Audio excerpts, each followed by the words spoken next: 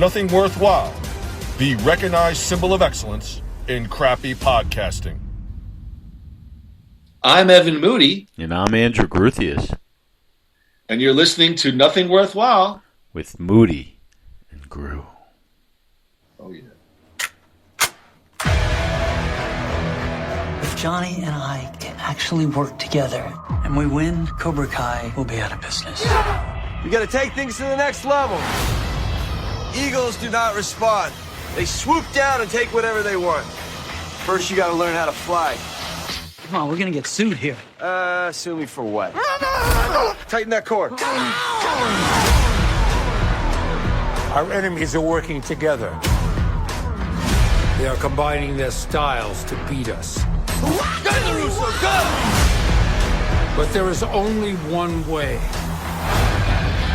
And the only other person who knows how to teach Cobra Kai is you.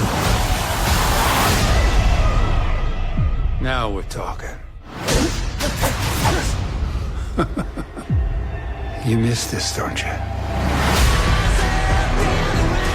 I just want to make sure this time we win.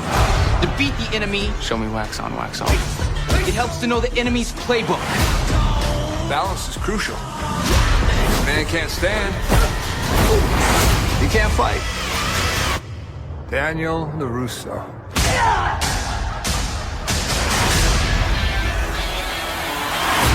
Does it really come down to this? Johnny Lawrence playing second fiddle? I just want what's best for Miguel and all of your students. So now you know what's best for Miguel. Circle around things your whole life. Wait for problems to show up at your doorstep. You cannot strike first with this guy.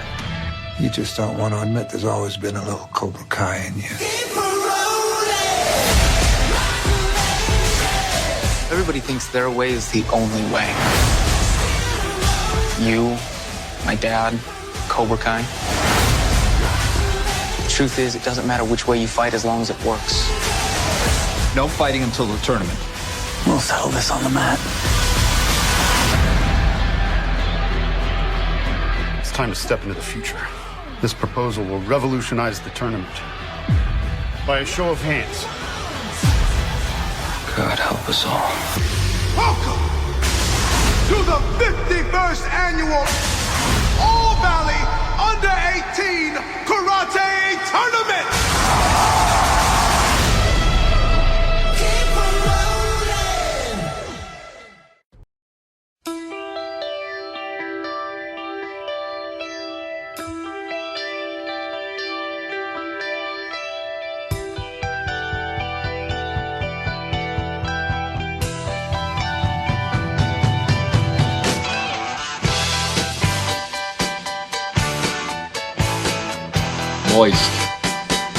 Moist, meaty. Oh, moist, meaty. I'm in Jane. We're in Jane. We're in Jane. We are in Jane. How do you feel about that? Are you aware of that? I'm not crossing any weird boundary. Andrew, walking the dog this afternoon. I got the headphones on. Baseball Hall of Fame. Let me get your thoughts real quick. One man, just one man, voted in. David Ortiz, Boston Red Sox. You're a baseball guy, or we used to be baseball guys. Yeah. Bonds, Clemens, A-Rod, Schilling, all no-goes. David Ortiz, how do you feel about that? Taking nothing away from Big Papi. If you're talking to me about the, quality, baseball players, Schilling, Clemens and Bonds and A-Rod all deserve Hall votes over Papi. I stand behind that, and Ortiz is a great player, but those other guys, and maybe legendary, but those other guys, are in the stratosphere. And I know there are issues with all of them, but if we could do a whole thing on that. My whole thing is that if everybody was juicing, everybody would have hit 75 home runs a year. But only Bonds did that. And Bonds was an all-star and a great player before he juiced up, and so was Clemens. So And it's embarrassing for Major League Baseball. One guy. Why? Because everybody else who is eligible is the writers don't like them.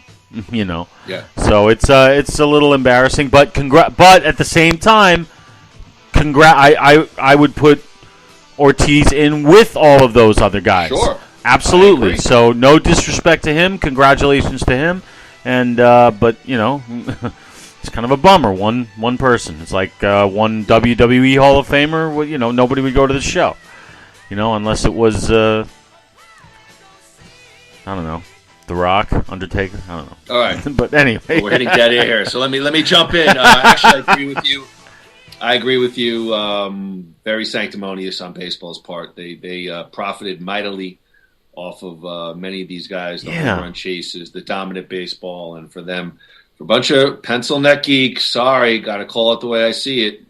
Guys I'm who, with you on that. You know, never really dedicated to an athletic endeavor, and I think more so than any other time, you know, these media guys certainly will take. They're a right to their opinion, but it's almost like, you know, they out and out just hate some of these guys or bash them. But nonetheless, I agree with Andrew's take.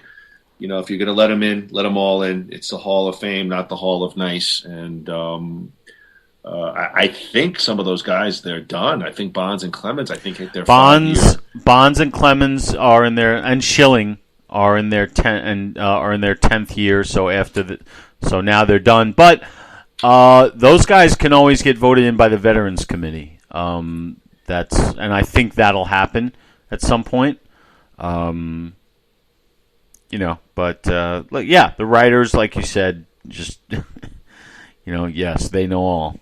They're so pretentious. Yeah, they tend to really insert them into the narrative more so than ever. Special late night Tuesday night Titans episode. TNT. Is it Tuesday? TNT. It is Tuesday. It feels like a Thursday night around 3 a.m. That's where I'm at, but it's only Tuesday. We're just getting warmed up this week. Just getting warmed up, everybody, live via Zoom, America's #1 Pi-Coastal podcast, featuring two annoying Jews, myself on the West Coast, great state of Arizona, and the great city of Phoenix, to be exact, along with show mascot Braxton Moody, a.k.a. Doggy Shango. He's sleeping on the floor. I think he's sleeping. My name is Evan Moody on the East Coast, looking at this handsome hunk of a man, the great state of Florida, in the greater city of Coral Springs. He is annoying Jew number 2. His name is Andrew Gruthius. Groo, Tuesday night. How the hell are you, my friend? Good evening. This is rock and roll. Good evening. It's interesting doing this in at nighttime. Although, you know, my apartment is the same. You know, my windows are always shaded anyway. It's always just one big dark room in here, but a dusky, yeah, with the green mist still coming out of the Mitch Moody green mist. That's right, Kabuki. Kabuki couldn't do it any better. We're here Tuesday night. Long day, long week, but that's what it's all about. It's cold down here. It's been in the 40s overnight. It was like 45, 46 when I walked out this morning, and it warmed up to, you know, in the 70s by the middle of the day. But then it was, you know, now it's back to like we're in the 50s right now. So same thing. Yeah, so same thing here. It's cool. I like it. No pun intended. Yeah, hey, listen, no, it's the same thing here. Maybe even a little bit colder. I felt like Arizona winters are just a tad bit colder than the Florida. It is funny. It is funny watching people from down here lose their minds, though. Like, you know, like they even had to like let. I mean, it happens all the time. Like when, you know, when there's a weather event, when it's drizzling or when it's a little cold. You know, people use that as an excuse to like be late to class and late to school and everything. So I mean, it's hilarious. It's like any little you know, chink in the armor, any little deviation from the plan, you know, the whole thing falls apart. So, but whatever. I hear you. You know, they don't make teachers like they used to, Andrew. Yeah, Let's get right to it. We're here, season 4, Roundtable Cobra Kai. Today's Nothing Worthwhile podcast. Cobra Kai Season 4 Roundtable is brought to you by New You Life Center. New You Life Center is growing. Check them out at their new location, 4515 North 16th Street, Suite 105. That is Phoenix, Arizona, 85016. Give Maria a call at 602-274-0068. Check out their website at www.newlifecenters.com. Get one of their wonderful laser treatments. Restore your youthfulness with confidence. Life-changing solutions tailored to your goals. That's New You Life Center. All right, Andrew, Season 4. You knew Season 4 was coming. I always like to open it up before I get to the notes. When Netflix put out the release that, Cobra Kai was ready to go, I guess New Year's Eve or New Year's Day. I don't know. Give me some excited for Season 4. What were you thinking? Yeah, I mean, look, this it's no secret to our incredible fan base out there that I am a huge Cobra Kai mark, as it were. So yeah, I mean, of course, I watched the whole Season 3 New Year's Day when it came out. Then and. Since then it was exactly a year, or 364 days. So from the end of Season 3 with a great cliffhanger, it was all roads led to Season 4, and it was just a year of looking forward and just little teases here and there. The producers of this show and the cast, to some extent, they love to go on social media and just drop little hints in their little tweets or whatever, and the whole Cobra Kai universe, as it's called, just goes ape shit whenever that happens. So and they just have fun doing that, and then little footage here, little tidbits there, and then a trailer, and then or a teaser, and then a trailer, and then you find out this guy's coming back, and all leading up to the New Year's Eve premiere of Season 4. I couldn't have been more excited. I mean, this has been, it is my current favorite television show. I was just going to ask you, was this your most anticipated? Oh, absolutely. Yeah, okay. By far. So yeah, the anticipation was as high as it could get in my world. So the number 2 cake boss was actually right now. Since you brought it up, right now there's only really there are shows that I watch that whenever they come back, like Curb Your Enthusiasm, I'll always watch. This season was a step above from the last couple. But I don't. It's not my favorite show on television. Cobra Kai definitely is. Distant second is a show called Superman and Lois on the CW. It's part of that. It's part of that Arrowverse, and it's the only. And it's the only thing I've seen from that Arrowverse, and I really, really like it. Yeah, you promo it a lot. I would say for me right now, I'm very excited for Season 4, and I believe it's the last season, as they've stated, of Ozark on Netflix with Jason Bateman. It really is incredible, this whole this streaming thing, because you're the third person who has mentioned that show to me today, honestly, and I'd never heard of it until today. And all of a sudden, I look it up, and I say, I'm no joke. I did not know you were going to say that, and I've heard you're the third person. So I looked it up before this podcast, and I'm like, oh, a new Jason Bateman show. And then I'm like, this is the 4th fucking season? Well, where are these shows coming from? I mean, it's just I guess there are just so many platforms and so many shows now. I mean, you remember, we used to have ABC, NBC, Fox, and CBS, and whatever was on them, but there are just these incredible shows all over the place, and it's it's tough to keep up. It really is. Yeah, you got to have a lot of time. Andrew, speaking of Cobra Kai Season 4, Groo, in October 2020, Netflix renewed Cobra Kai for a 4th season, just prior to the 3rd season's release. The renewal came following Netflix acquisition of the series after its previous streamer, YouTube, was not interested in renewing the series for a fourth season.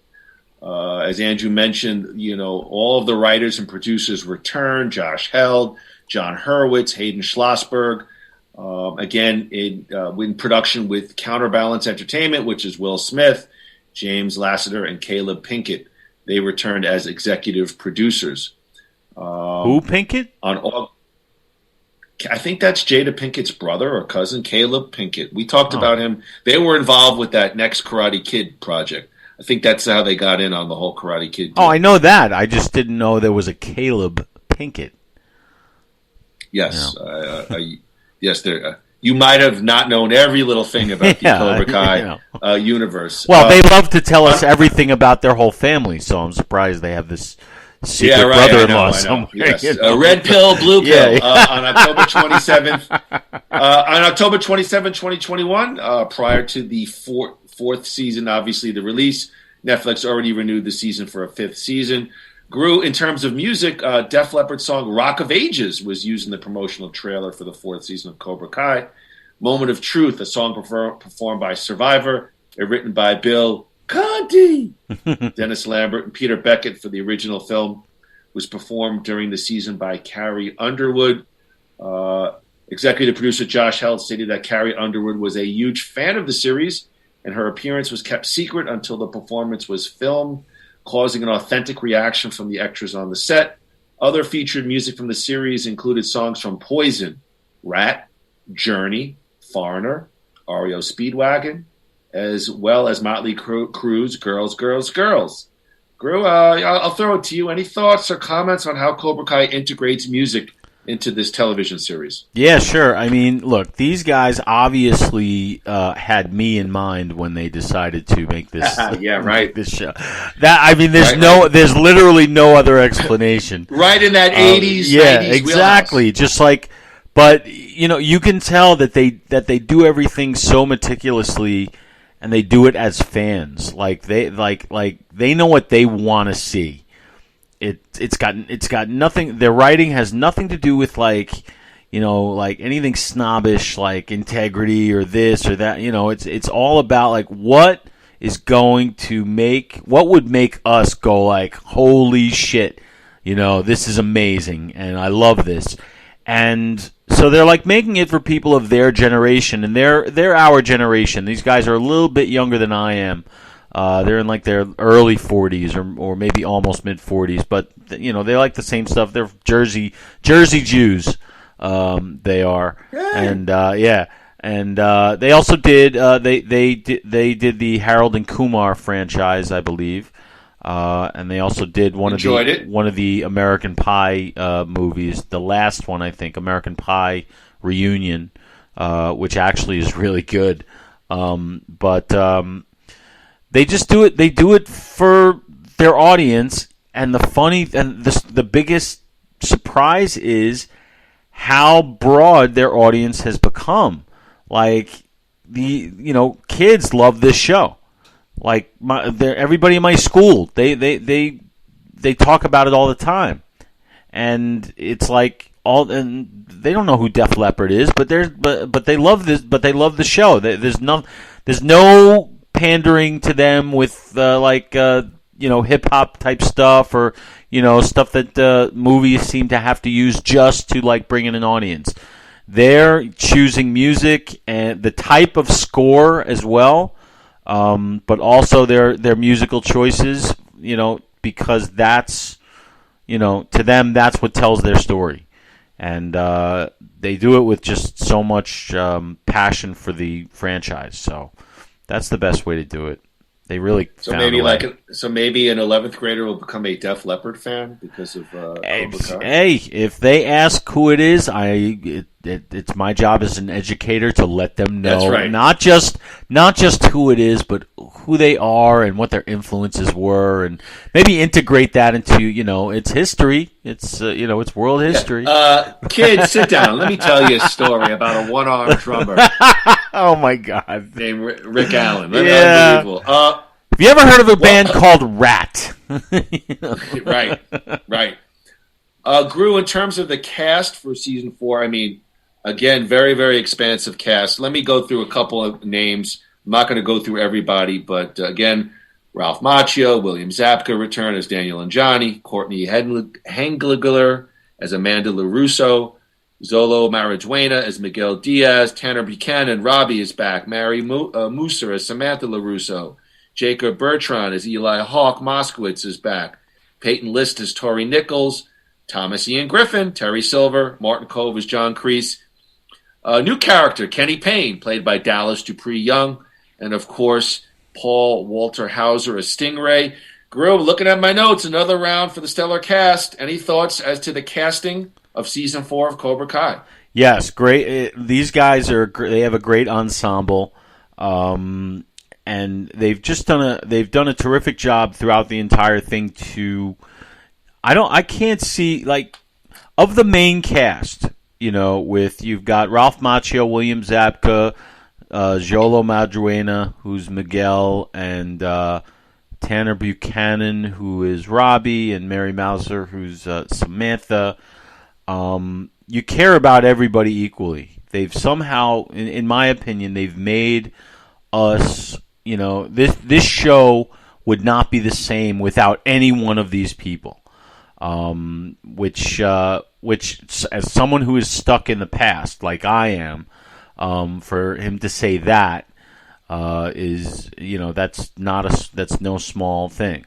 So I think the cast obviously loves what they're doing. They seem to just eat it up. They're having a great time. They know what they're doing is great. And every scene that they're in, they just, and this season had a return of, you said, Paul Walter Hauser as Stingray, who I'm going to give you my thoughts on that. Yeah, who was one of my favorite characters in Season 2. He was not in Season 3. See how Andrew just kept on going? I made a comment and he just kept on going. No, I know. You're going to say something about that later, okay. but yes. Look, the cast is, and just one more thing. The woman, go ahead. I don't know how to pronounce her name, Courtney. I think it's Courtney Hengler. She just rips it up as Daniel's wife. Not so much in Season 4 as she has in the past, but. She's really good. She's really good. I actually thought she stepped up in Season 4. I thought she got a little bit more airtime and a little bit more interplay in some of the stories. Actually, maybe I didn't. I felt like there wasn't as much. All right, look, maybe I'm not in Kicking the Cobra podcast. Honestly, I haven't listened to anything else. I haven't. Good. I really haven't. Good. I do agree with you. I don't know if there was ever sort of a nostalgia callback show where they're able to, really super integrate the young cast that's going to hopefully keep this series vibrant or this universe vibrant for years to come. That is one thing I definitely agree with. Like, I can't think of another project, movie, or Star Wars. These young people are interesting. They make their storylines interesting. They're very good actors. And, when you were talking about, getting everybody back, they're smart to do so. Yeah. Stay on the gravy train, everybody. Stay on the Cobra Kai gravy train. Yeah, and what you say, is absolutely true. And I've said this before as, like, this succeeds where things like Star Wars fail because they have the nostalgia factor just to have the nostalgia factor. They don't really figure into the story that much. They're just there to. It's like I've used this analogy before. It's the legendary manager accompanying the new, hopefully superstar to the ring, trying to sell him, to the crowd. And here, they're very smart to make it still about the originals. Everything kind of stems out from the originals. They never lose sight of where the genesis of the show is and the franchise. Unlike Star Wars, these latest movies were not about Han Solo and Luke Skywalker and Princess Leia. They weren't. They were there. Half of them are dead. No, but I They're mean, over but 70, they were, they got a but bad hip, broken that's, wing. that's true. Broken wing. But you know what I'm saying? It's like, they just have these people there just to get the old people in the door, and then try to sell us on the new people, and it just doesn't work. Well, I think you have to look if you're talking about continuity of a franchise and want to make it continue. You got to give us a reason to care about these new characters, and you use the older characters that have established rapport with the viewer to integrate. And that's why it doesn't work because unless you do it right. Okay, I'm agreeing with you because just having them there and not those movies could exist without them. Cobra Kai could not exist without Daniel and Johnny. That's the difference. That's really it. Do you want to see a Star Wars with a bunch of 70-year-olds running around? No. I would have liked to. I would have liked to have seen the story revolve around them.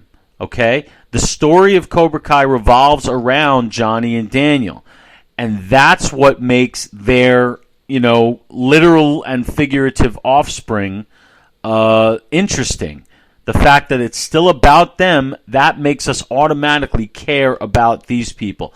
The new people in Star Wars had zero connection to Han Solo and those guys. They had zero connection until they met him, and it was just like happenstance. And it was just, it was sort of gratuitous. What I'm saying is those people need to have a bigger role if it's going to work. That it didn't sell the new Ghostbusters on me either. I did like it, but I wanted to love it, and I just couldn't because they used what they have for a tiny little bit just to get people like me into the door, knowing that we wouldn't go unless Bill Murray was in it. That Andrew Guthias rant was brought to you by New Life Center. Check them out at their new location, 4515. Oh, wait. All right. Towel off. Get a sip of water. Get a sip of Coke. Yeah. And let's get to it. Let's get to episode number 1. All episode right. number 1 is Let's Begin. Eagle Fang and Miyagi-Do begin training together in an effort to beat Cobra Kai, but Daniel and Johnny disagree on the best way to prepare the students. Carmen finds out about Johnny and Allie and says, "Let's wait a while before, oh baby, let's slow it down." Kreese gets in contact with Terry Silver and invites him back to Cobra Kai. Terry declines, claiming he's found peace with this new lavish lifestyle he began living after leaving Cobra Kai. Terry Silver later contemplates returning to Cobra Kai. Groo, episode 1, the big story. Terry Silver is back. New sophisticated gentleman or rich douchebag? Both. This was what we were all waiting for. I mean, we've been the fans have been talking about Terry Silver. He's always been kind of a fan favorite. He the villain from Karate Kid 3, which was, we've covered that on our podcast before. Not a good movie, but a very fun villain, and to see him back in the fold and is great.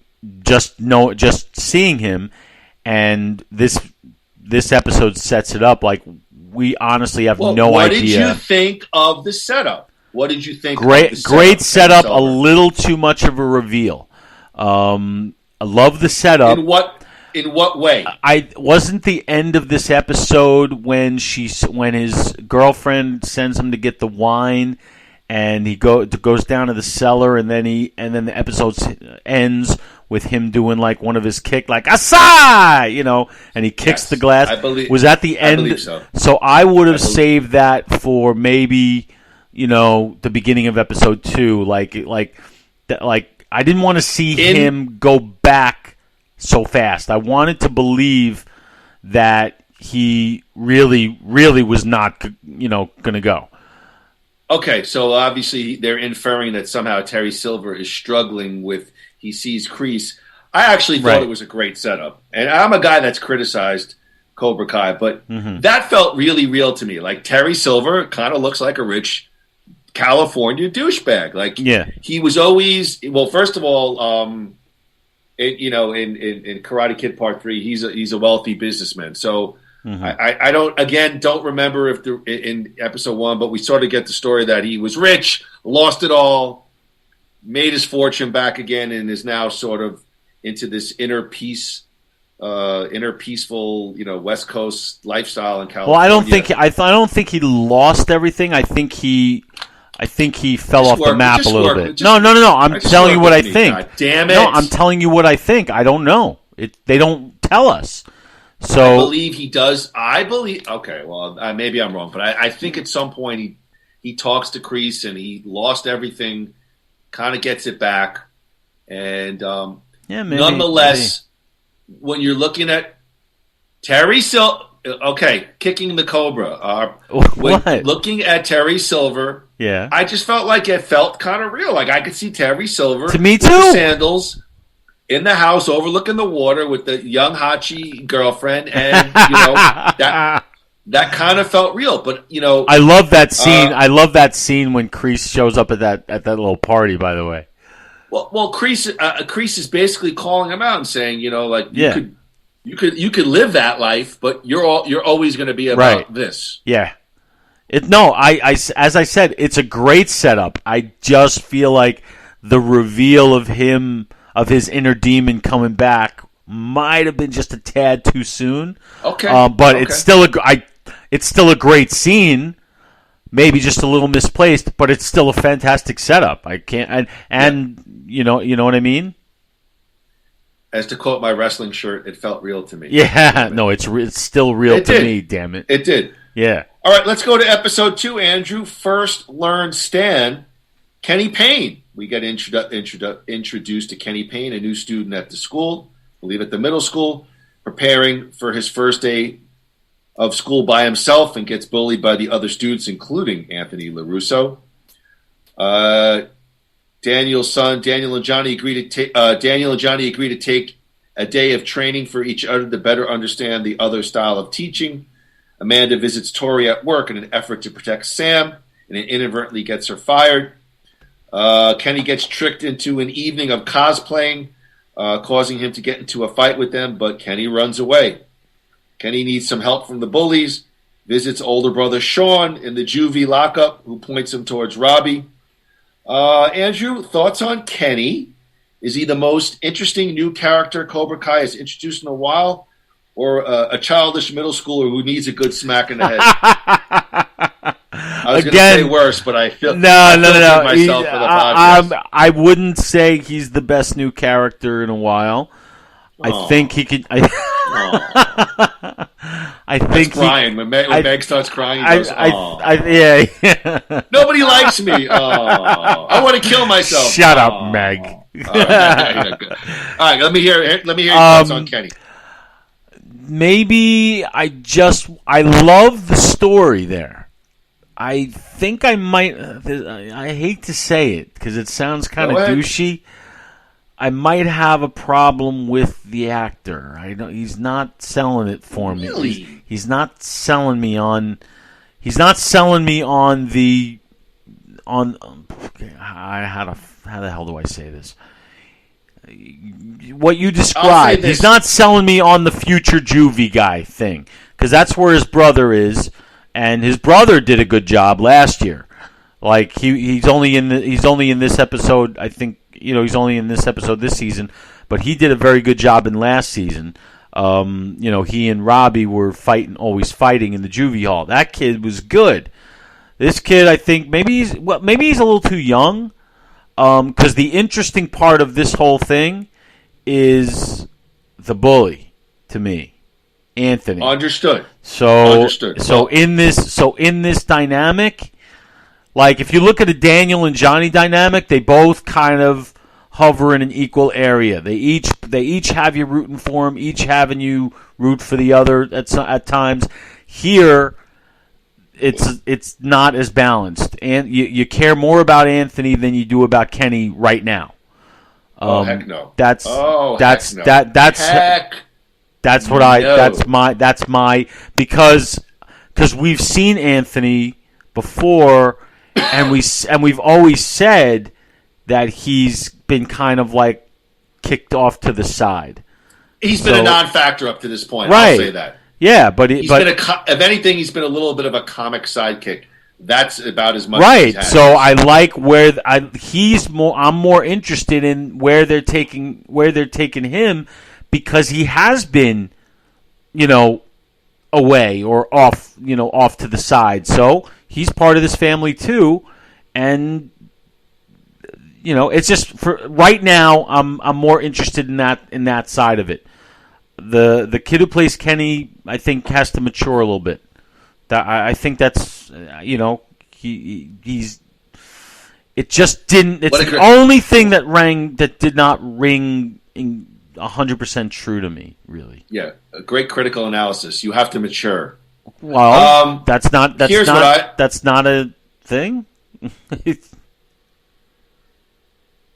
No comment. Here's my the one problem I have is everything. I know they want to create this Cobra Kai universe, but there's such an ancestral you can't. There's very rarely a new kid. It's his brother was in juvie. Yes, I felt like I'm playing Kevin Bacon. It's 6 Degree. His everything's connected. Yeah. Let me get my point across here. My brother was juvie who fought Robbie. Who knows? And again, first of all, he doesn't really look. He looks like a decent strapping kid from middle school. I would say visually, he doesn't look like a kid. He looks, he's got the nice haircut. Again, as I watched, wait, who are we talking about? Kenny? Kenny. Okay. He's in middle school. Remember, he's in middle school. Yeah. Okay, so he looks like a decent sized kid. And then it's hard for me to remember, but it's another one of these. His mom works all the time. His dad apparently is in the military, so you're getting the sense that he doesn't get a lot of parental support at home. I don't want to say too much more because I'm probably Anthony and Kenny will come up as we go ahead with the storyline. But though I remember thinking those were my initial thoughts. I was like, oh, of course he has to be Sean's brother because Sean was maybe that's why I'm not sold on it. Remember, I couldn't really put it into maybe that's it. Maybe it's just a little too contrived in a show full of contrivances. That's saying something. I can't wait till we get our final reviews. I think I'll enjoy hearing yours, and hopefully you'll enjoy hearing mine. Episode 3, Then Learn Fly. I mean, what is this? Is this Mr. Miyagi? Everything's like broken English. Then Learn Fly. No, these are all lines from the movie. Thank you. First learn stand, Danielson, then learn fly. Okay, well, Daniel and his family. Hey, you asked. I'm telling you.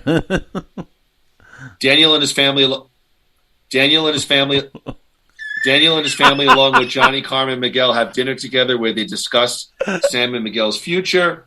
Daniel and Johnny trade students, so each one gets a taste of Miyagi-Do and Eagle Fang.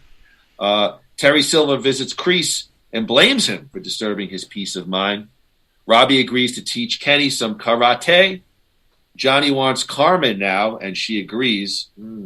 Kenny visits Cobra Kai dojo once more and finally convinces Kreese to allow him to train there. My point of focus here is, and I'm going to go a little mushy here, why do I love the Johnny-Carmen romance so much? Because I do. I do too, because it was unexpected, I think. Yeah, I think so, yeah. I didn't see Johnny going in that direction, and it's not... because you know why? Because he's at the end of last season, he sort of chose her. After he was really. Wait. Are you saying? Hold on. Are you saying he sort of chosen her? Black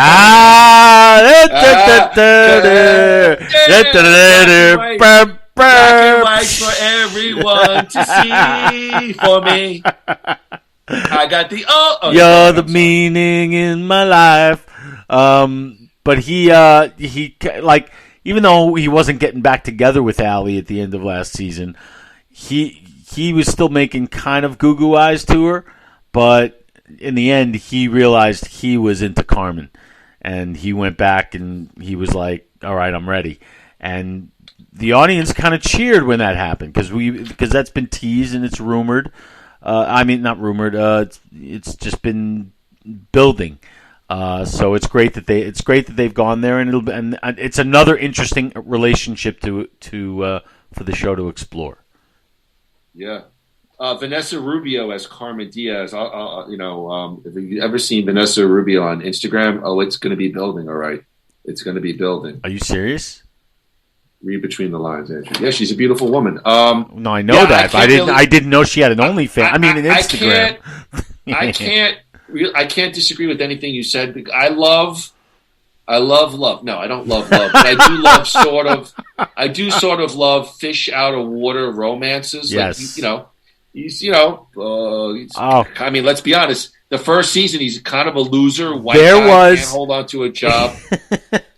And Carmen is this beautiful Hispanic lady who's kind of been down on her luck. Family down on her luck, and I bought into that romance right off the bat. Super enjoyed that storyline. I have to tell you just one thing about this episode and the dinner scene. This is when they eat dinner at Johnny's, right? And he's making that Chipotle looking kind of thing. If you look, there's one scene where you can see on the table is a bottle of Coca-Cola. Now it looks like product placement. It's blatant. It's right there. And I'm like, oh, come on. But then I see over Johnny's shoulder on the counter is a bottle of RC Cola. Ooh. And I was like, wait a minute. I was like, okay. Johnny would definitely be the kind of guy who would drink RC Cola for nostalgic purposes, and it's cheaper. Would definitely class it up with Coke for his dinner guests and a mom he's trying to get with.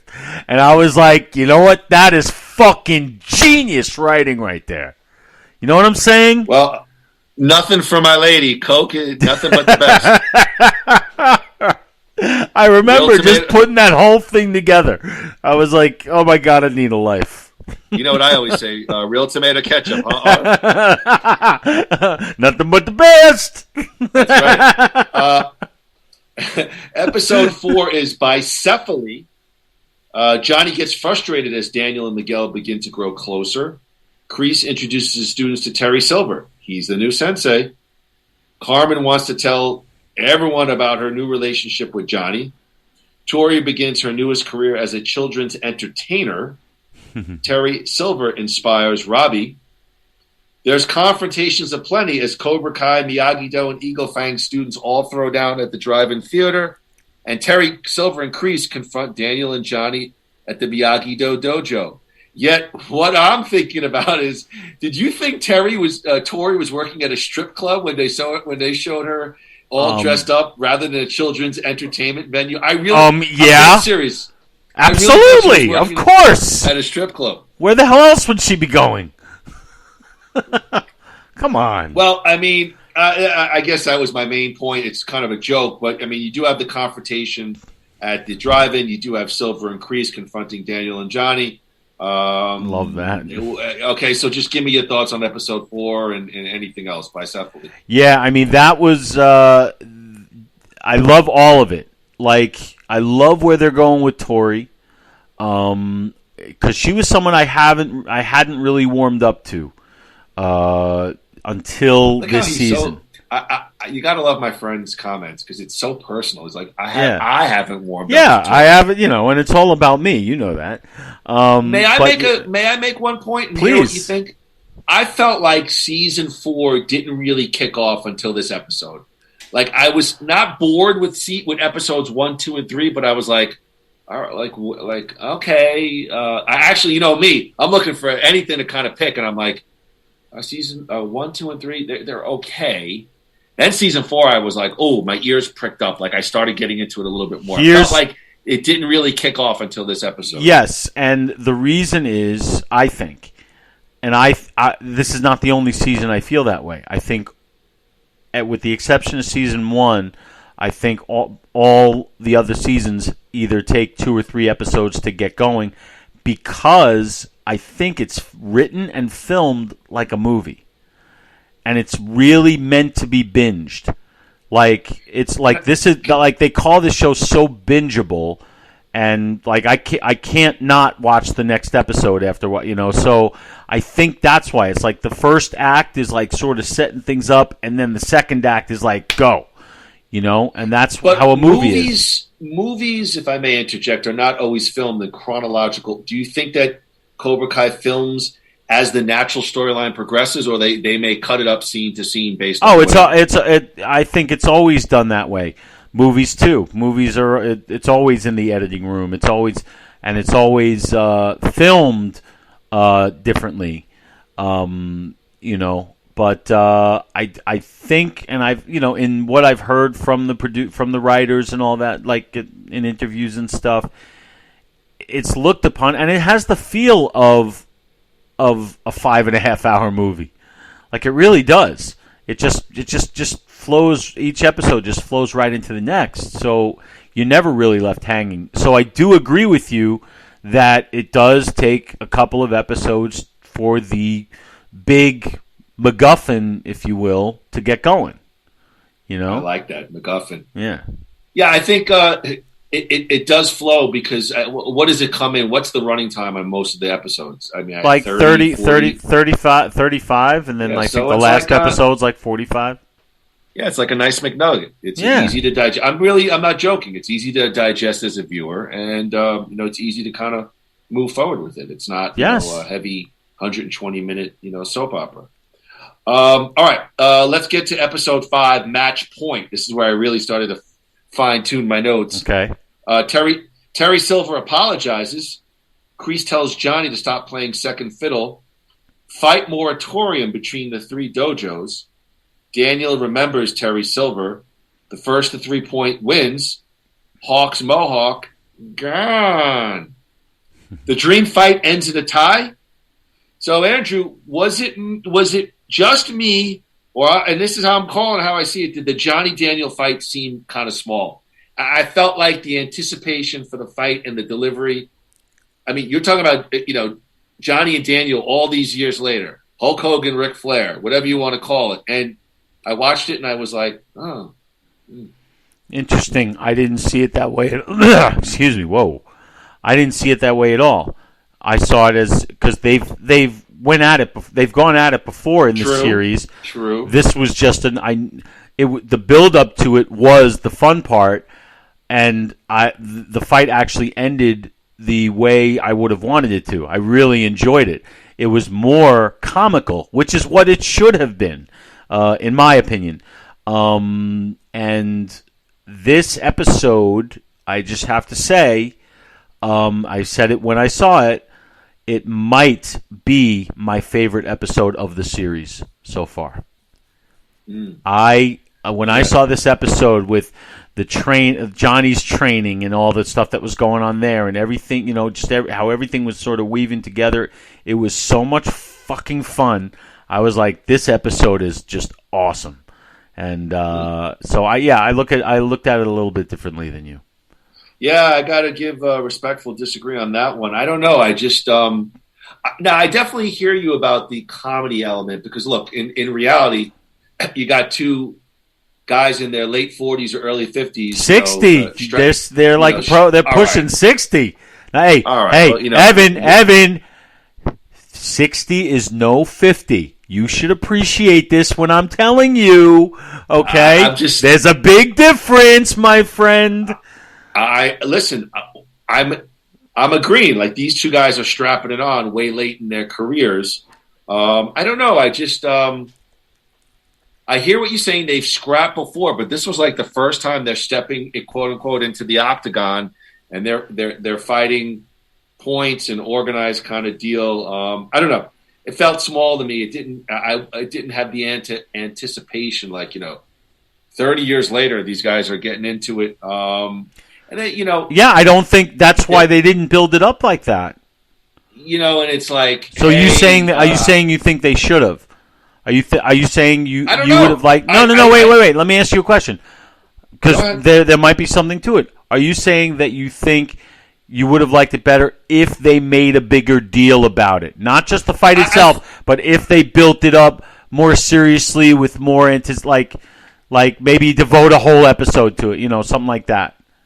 Perhaps there's something to it, and I think even before the fight that both of them were like almost looking for a way out. Like, hey, maybe we should put, like it was like they were kind of reluctant, and when they finally scrapped, one thing I'll to give about my overall review, I do like the fight set pieces in season 4 better than any other season. Like these kids are getting older, the karate seems a little bit more intricate, it seemed a little bit more realistic.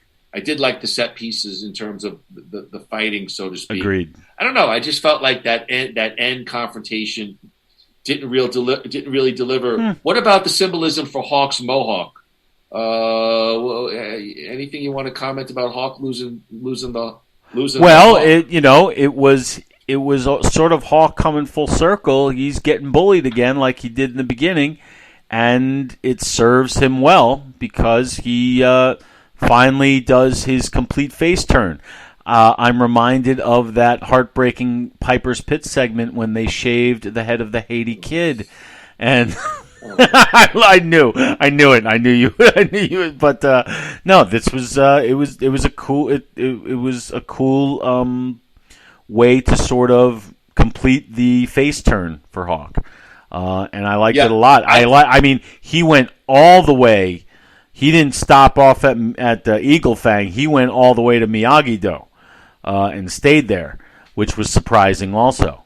I thought it was a very good idea and very well done. Yeah, I don't want to get all Howard Stern, but I think Eli's a guy that, if you looked at it from like a psychological perspective, is really trying to find himself. And I really do. And I think the cutting of his mohawk is kind of symbolism. Like now he's going to try to. It's like taking that mask off, so to speak, and now he could really find his true self. And I probably sound like a douchebag for saying it. No, I think that's why we follow these characters. What about the tattoo? Does he get that removed? Because he is Jewish. He does not get that removed. Well, I do have. That's a big ass tattoo. I have 2 tattoos, and my mom goes, you can't get buried in a Jewish cemetery. And I said to her, I won't know. I'll be dead. Like, shut up, idiot. Yeah, she loves to hear that. Mothers love to hear their children talk about you're that. out of the will. And I was like, all right, I'll get the tattoo removed right away. Let's go to episode 6. Oh, I can have your Buick? Thank you. That's right. Episode 6, Kicks Get Chicks. Groo All Valley's making some big changes. Miyagi-Do and Cobra Kai embrace the changes and begin strategizing. Tori's aunt wants her mom's disability checks. Following encouragement from Miguel, Johnny continues his Eagle Fang recruitment. Hawk returns to Miyagi-Do following a pep talk from Dimitri. Tori and Sam at school fighting yet again. Groo, this episode, this whole idea of bullies, are Miyagi-Do students the real bullies here? I don't think they are trying to be. I think they're so used to fighting back that they just don't seem to know any other way. They always expect to be targeted. Maybe that's the fairest way to say. So I think they are doing some bad stuff or stuff they shouldn't be doing. I don't know if I'd go far as to say that anybody is actually the real bully. Everybody that's one of the things about this series. Everybody's 3-dimensional. I can't place the term bully on anybody. Have people been bullied and have people done some bullying? Everybody has, and everybody's been in this show. So, I don't think there is a real bully. You know what I say? Uh-oh. Shades of gray. Hey, wherever I roam, the more I find out, the less that I know. So what do you think? I don't disagree with you, but Miyagi-Do, they're doing some real bully stuff here. I was like, whoa, these kids are... And you know what? I was kind of like, good. Not because I wanted them to be bullies, but I'm sorry. Daniel's starting to get on my nerves in season. Yes. He's such a fucking do-gooder. Yes. And that's why the Anthony storyline, I'll give you where it satisfies me, but I'm just like, this guy, Whereas in the first season where I was like, yo, it makes sense.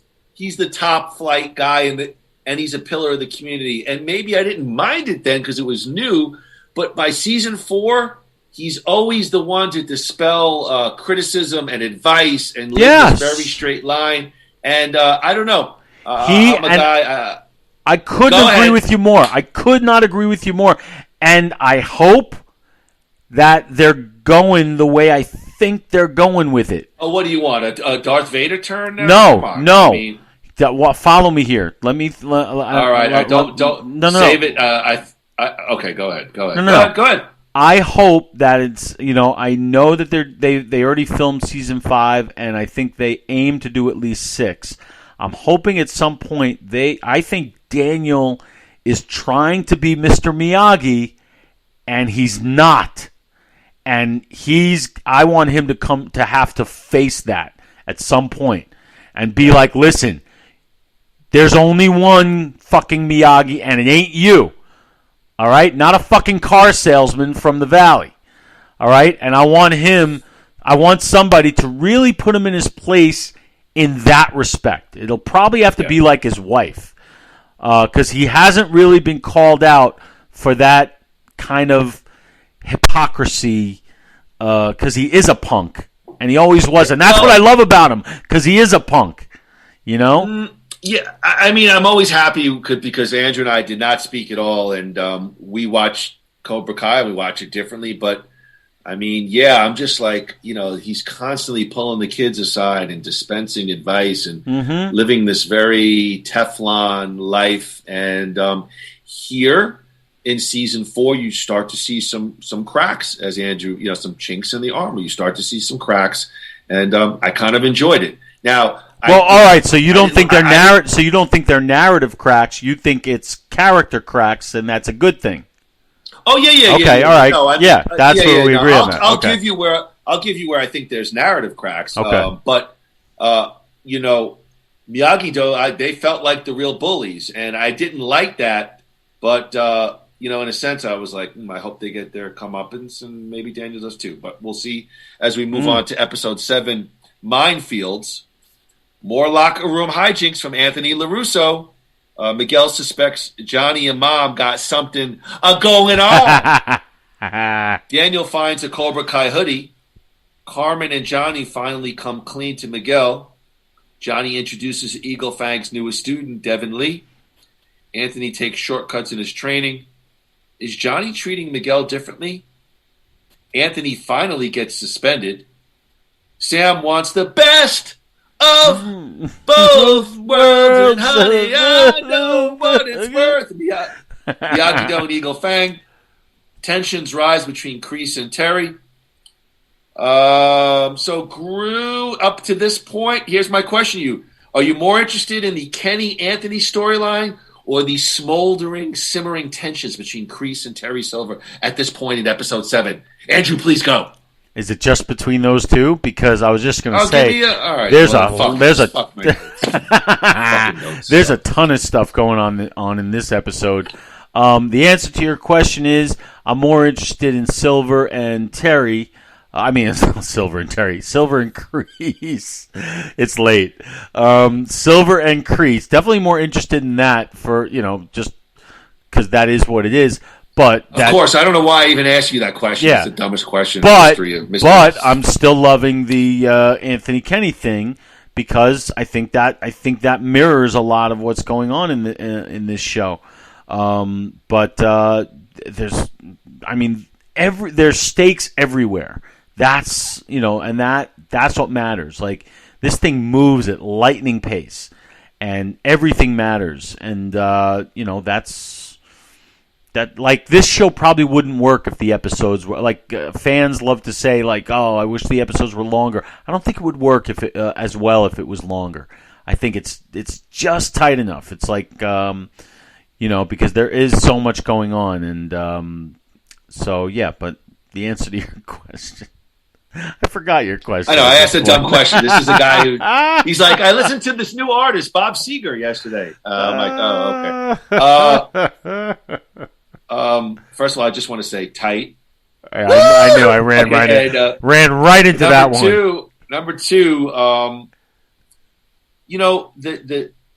The Kenny Anthony storyline. I gotta be honest with you. I'm going to criticize it a little bit because I don't know what school they go to, but I've never saw a kid so bullied. And finally, he gets suspended. Like they had that meme where he opens up his locker and I think milk comes flying out of his locker. I mean, I worked at a school. I was an assistant principal for 9 years. I was a principal.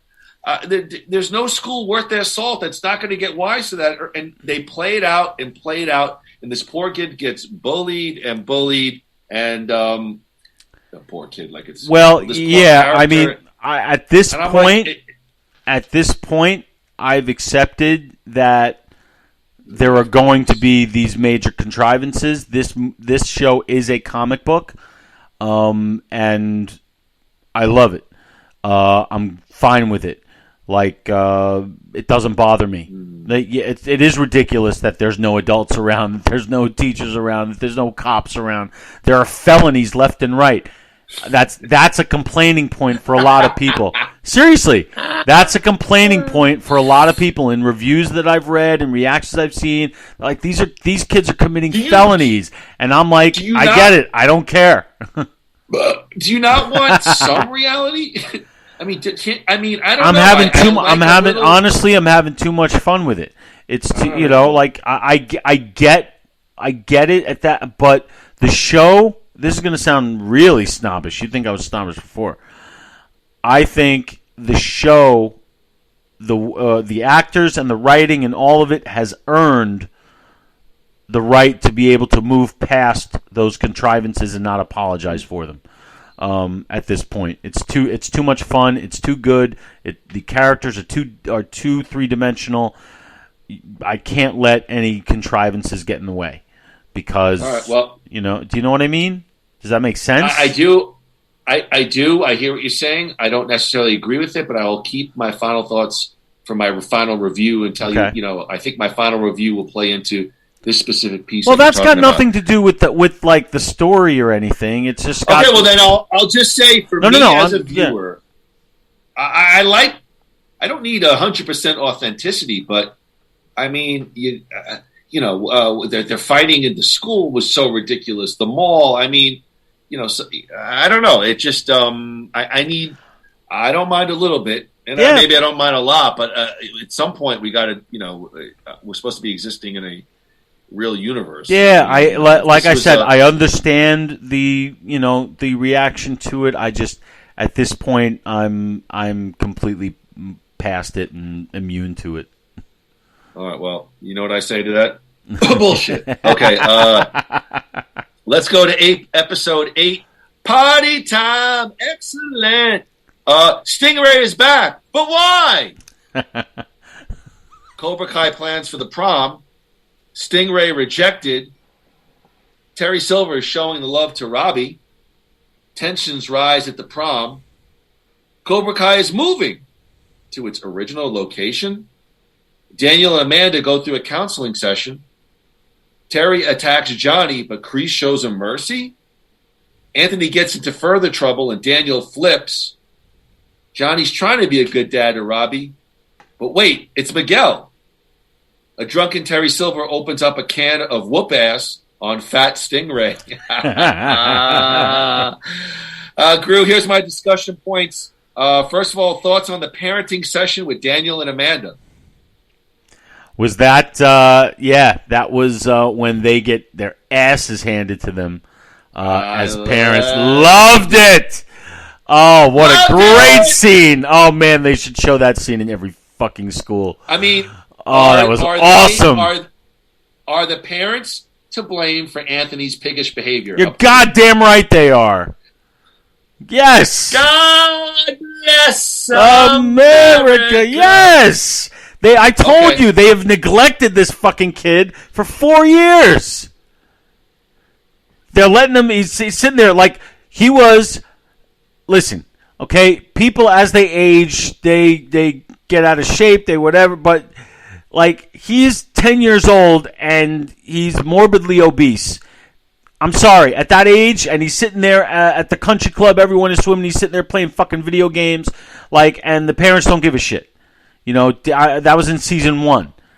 They're feeding him pancakes every morning. I'm like, all right, you guys are lighting yourselves on fire. I remember thinking that. And I was hoping that they would come back to bite him in the ass at some point. Hold on, a fired up Andrew Gruthius. Yes. Can I ask you a question? Do you think that the let me go to cousin Vanessa, the counselor, was that maybe a shout out to cousin Vinny? Like, I felt like that was perhaps a little Easter egg. Like, she had that New Jersey, and they thought she was kind of like a dummy. Okay, can I finish my point? Yeah. Oh, for Christ's sake! What? I just wrote notes. I remember watching it going, I thought that maybe was a little bit of a shout out or an Easter egg to cousin Vinny, because all of a sudden they think she's just like this kind of dumb, Jerseyite Italian Guidette, and all of a sudden she starts giving them id and ego and all sorts of psychological mumbo jumbo, and really calls Daniel Amanda on the couch about how they're raising their boy. Yeah, it was what a great scene, and I think you have to be right. Those writers and those filmmakers would exactly do that. They would be like, this is Billy from My Cousin Vinny's comeuppance, and that cousin Vanessa, she was actually played by Ralph Macchio's daughter, Julia. Oh, okay. So I definitely think that was right out of My Cousin Vinny, without a doubt. I think you're 100% right on that. Let's get to the other big point. I mean, there's obviously a lot of points. You mentioned him. You love the character. What'd you think of the reintroduction of Stingray into the Cobra Kai fold? Oh man, when that first scene, the opening of the episode, when they, you don't have no idea who it is, and he's like, just this, and then the camera pulls up and you see, because he was not in season 3. I think he almost stole season 2. In my opinion, he was just so freaking hysterical.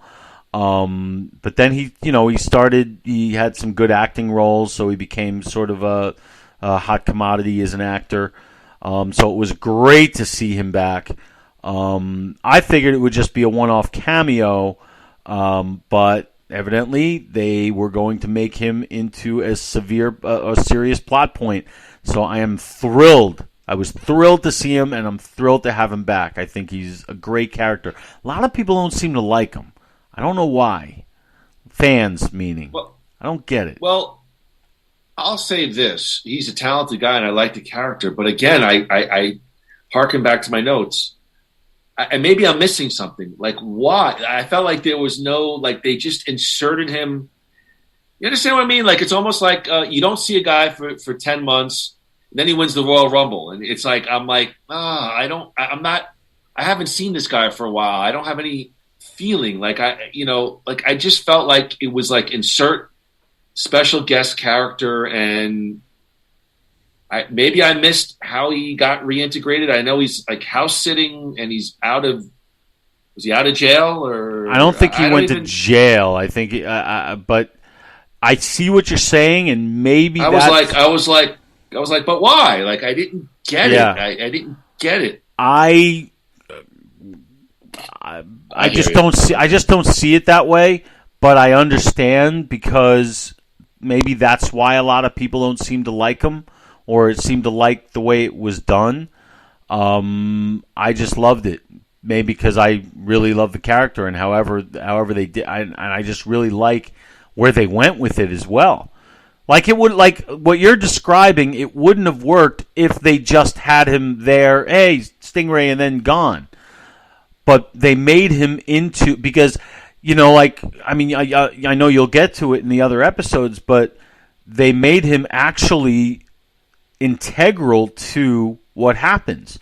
They made him like sort of the catalyst, which is it's more than just gratuitous. Just say, hey, look, it's another legacy character, So I really enjoyed that. I want to nominate Gratuitous into the Andrew Guthius Vocabulary Hall of Fame. Yeah. All right, Groo. You get Nebulous. Nebulous belongs to you. Episode 9, The Fall. Cobra Kai, Eagle Fang, and Miyagi-Do all come head-to-head at the All Valley Tournament. Cobra Kai takes first place in the skills competition. Carrie Underwood performs at the tournament. Tori beats Devin Lee in the quarters. Daniel notices something about those damn Cobra Kai students. Hawk gains last-minute confidence from an old flame. Let me turn the page. Sam wins using a combo approach. Kenny and Robbie get pitted against each other. Miguel is down. Andrew, let's open it up first. Well, here's my one big thing. Thoughts on Carrie Underwood singing at the All Valley Tournament? Didn't need it, didn't mind it. It absolutely makes sense that they would have somebody, open up the thing. I love that song. I love that they put it in there. Would it have worked with just playing the song and not having Carrie Underwood? Yes. Does it make a difference to me? No.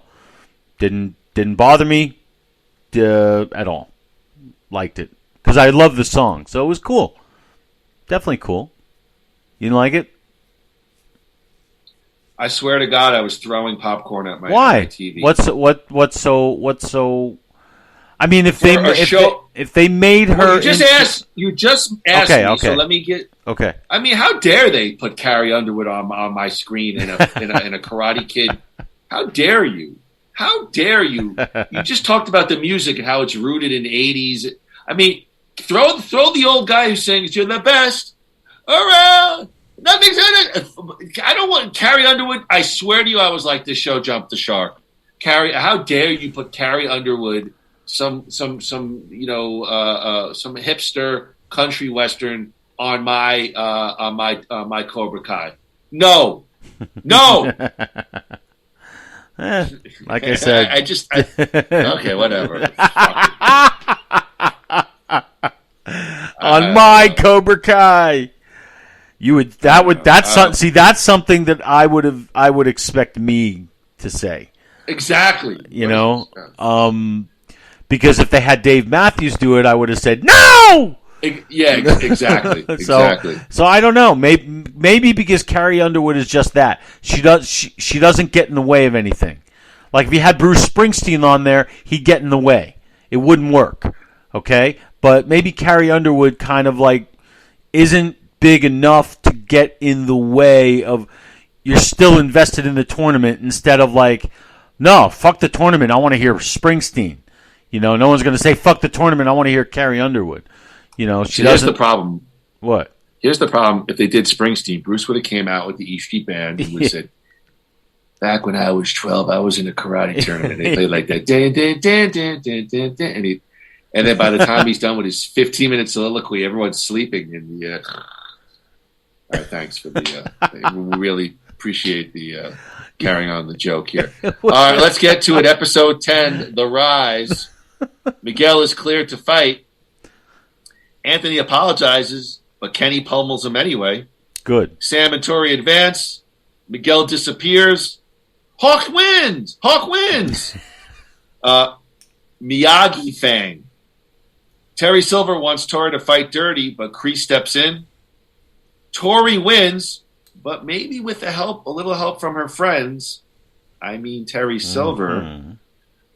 Cobra Kai coming to a store near you, courtesy of Terry Silver. Robbie reconciles with Johnny for the umpteenth time. Kreese gets arrested. Miguel heads to Mexico City. Daniel visits Mr. Miyagi's grave and enlists Chosen's help. All this and more. It's episode 10, The Rise. Don't tell me to cut the blue wire. They're both blue wires. First of all, I'm going to say this. Why did I love Kenny beating the shit out of Anthony so much in the locker room? Because that's exactly what Anthony deserved. And that's where it needs to go. That'll help the character move forward. And Kenny, too. Kenny needed to get his licks in. It was a great resolution. Yeah, Kenny's kind of like on that border. Like you get the sense he might go full blown badass in season 5. I'm sure he will, and I think that's where they should take him. At least for a while. Thoughts on the final Hawk-Robbie confrontation? Did Hawk find his true self at the end? Yeah. Yes, it was like you alluded to the fact that the karate is much better, the fighting is much better. Yes, and yes. You're damn right it is, and that final match was really good. It was clean. It was really done well. They just find ways to do things like I would never think to do, and it's just the final match was good. The guys have clearly learned a lot of karate over the years, and it's obvious that like in previous seasons you could tell when there are stunt doubles in a lot of the scenes. Here, I think they do most of their stuff, which is really commendable. So, very well done. Narratively. Groo, thoughts on the? Okay, are you done? I'm sorry. I'm done. Okay, thank you. Podcast is heading to a. It's like a car wreck on I-95. Groo, thoughts. Thank you. Thoughts on the final Thoughts on the final storyline push between Terry Silver and John Kreese. So Terry Silver was the bad guy all along. Love it. Love it. Perfect. Because what we wanted to see was fucking nut job crazy Terry Silver, and finally by the end we got it. Loved it. And of course, what did you think about the final appearance of Chosen at the end of episode 10? Got me out of my seat. I gotta say that. I will say that in the previous season, my favorite episode was the Chosen episode. I've always liked that character from Karate Kid 2. And I love that they took that story full circle. So to see him again here at the end, knowing what might be to come, to see where they're going to go with it, loved it. Absolutely loved it. Was very excited to see that. Yeah, I mean, I'll admit I marked out 2, but then I was like, why? Why? Again, you're talking about a 60-year-old. He's really going to leave his home in Okinawa because some little karate dojo in California needs. It just again. At first I was like, yeah. Then when I sat back, I was like, and again, I hear what you're saying. I don't know. Maybe I apply too much logic, but then I was like, well, like you like to say, where are the stakes? What is in it? I don't know. I was like, well, that's the thing. That's the thing. Each season leaves you on that kind of note. Like, remember, last season ended with these 3 karate dojos fighting in a tournament, like setting up a tournament that the loser leaves town. I mean, it's ridiculous. They were one guy was about to kill the other guy, and then they so they leave you on that ridiculous note, thinking, okay, where are they going with this? And then the next season comes, and they continuously surprise us as an audience. So you say why, and I say that will be answered in season 5, and hopefully it will be well done. If it's not, we will certainly say that it's not. But that's what I like about it. We don't know where they're going to go with it. I have no freaking clue. It'll be interesting, though, I'm sure. Let me get to it. We'll get to season 5 rumors in a second. Okay. Groo, for the week of December 27th through January 2nd, 2022, season 4 of Cobra Kai topped the global Netflix most watched television list. Within a 3-day time period, 120 million hours of the series was watched. It ranked in the top 10 titles in 83 countries, 13 of which ranked it number 1. Let me give you some facts on critical responses to season 4 of Cobra Kai. Metacritic scored it 70 out of 100. Rotten Tomatoes gave it a fresh review of 97%. AV Club gave it a B+. Chicago Sun-Times 3 out of 4 stars. Empire Online, 4 out of 5 stars. IGN gave it 7 out of 10. IndieWire scored it 8 out of 10. Christina Escobar of the AV Club wrote that this season, quote, nicely continues the journeys of our favorite and only Valley karate fanatics, delivering fun along with impressively high kicks, moments of true emotion, and just enough stunted development to keep it all spinning. She praised newcomer Dallas Dupree Young, noting the similarities between his character and Ralph Macchio's original character from the films. The Chicago Sun-Times' Richard Roper said the season was, quote, quite ridiculous, but remained entertaining. James Dyer from Empire Online noted that most plot lines throughout the season were expanded on from the third film in the franchise, but that it, quote, introduced its own existential discord. IGN writer Amelia Amber Wing felt that it was obvious while watching the season was the first to be wholly produced by Netflix. Amelia did say that it was a little bit ridiculous, but still, quote, one hell of a ride. Last one, Rebecca Theodore Vachon of IndieWire opined that the series, quote, faithfully honors its roots while managing to tell new and compelling stories. Andrew Groothius, I will take a sip of my purified water. The floor is yours on a scale of 1 to 4 Mohawks. Give it to us. How did you rate season 4 of Cobra Kai, and why? Well, I remember when I was the only motherfucker who watched this show back in the beginning. Wait, I watched it. We talked about it. In the very beginning, man, I feel like I was the only one. Go ahead. Okay, great. But you're the Christopher Columbus of Cobra Kai. I am. How do I rate it? Well, you're not going to like my answer because why do you? I know why do you because at this point, all right, I'm rating it 4 out of 4, and at this point, that's what I'm giving every season because I can't distinguish anymore. Wait, hold on. I want to understand one thing. I get season 4. Now you're going to go back and rate every other season 4 out of 4. No, I'm gonna say that I love them all equally. I can't because I just he just flipped me the bird double time.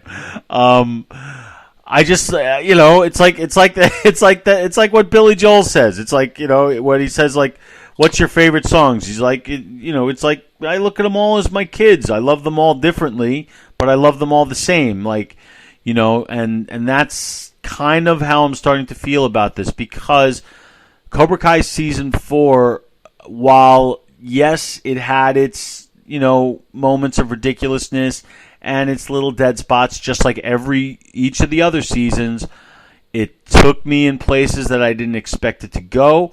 It was not a nonstop thrill ride, and it just keeps making me love all these characters and these situations even more. And it just keeps moving forward. It doesn't stop.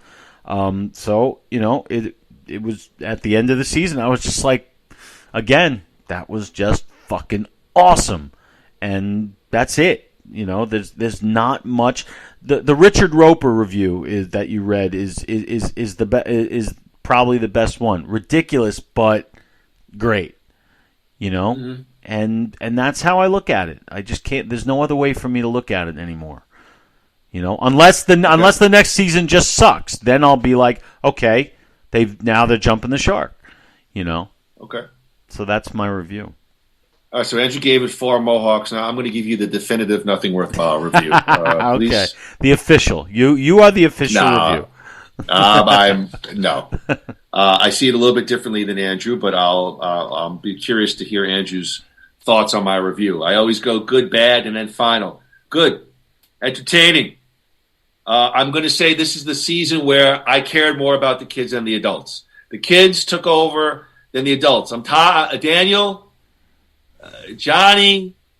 Actually, I think this show should just be Johnny. Just give me Johnny's life. That would be the most interesting. But I felt like this is the season where the kids kind of nudged past the adults. I almost care more about the kids than the adults.